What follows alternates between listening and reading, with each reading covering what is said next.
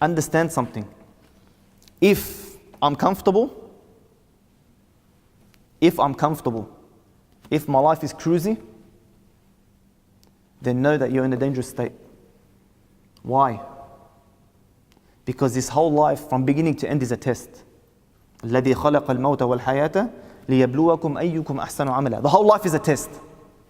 Wallahi, you could be sick and dying and you're begging Allah to get you out of the sickness. The second you're out of the sickness, something will happen with your financial situation, something happening at home, something will happen. This whole life is a test. Every time you take your leg out of a calamity, you fall into another. That's this life. Allah wants to continuously test us so we don't get comfortable, so we can make it to Jannah. And the companions understood this.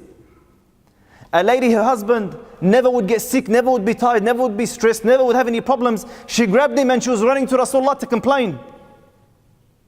On the way, he fell and broke his leg and she took him back home. Now you're all right. Omar ibn Khattab, Amir al-Mu'mineen, al-Faruq, the criterion between right and wrong. One day a man came to him, he goes, my wife is the best. Never any nagging, never any problems, never any sickness, never nothing. You know what he told him? He goes, divorce her. What do you mean? I just told you she's the best. He goes, and listen to this statement. He goes, never has this been known to be the trait of a believer. Never has this been known to be a trait of a believer. The believer, if Allah loves him, He tests him. The most tested people are the prophets because they're the most beloved to Him. So my dear brothers in Islam, I'm not trying to say don't live comfortable. But stress yourself out. How? Stress yourself out in a'mal. Struggle yourself before Allah makes you struggle in a test. If you're doing well financially, feel the weight of this, not $50 or $100. Give enough for you to feel the weight of that, so Allah doesn't test you with a calamity like an accident or something and you have to put it whether you like it or not.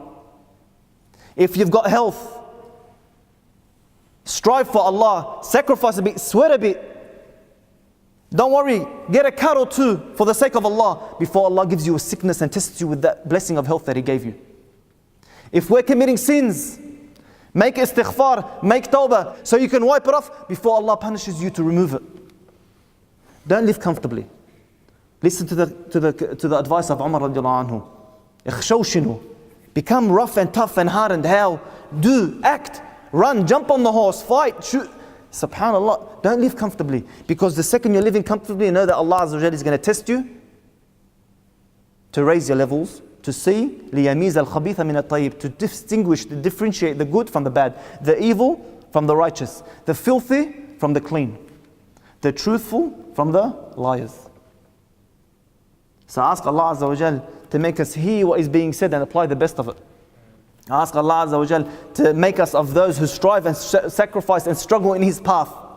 Ask Allah Azza wa Jal to make us of those who care for the ummah, who make dua for the ummah, who give everything we can possible for the ummah, and on a consistent basis, not just on one-off time. I wanna be in Jannah, Jannah, yeah. Jannah, Jannah. Every Muslim dreams to be up in Jannah, Jannah, Jannah, Jannah. It pies person's destiny. Inshallah in Jannah, Jannah, Jannah.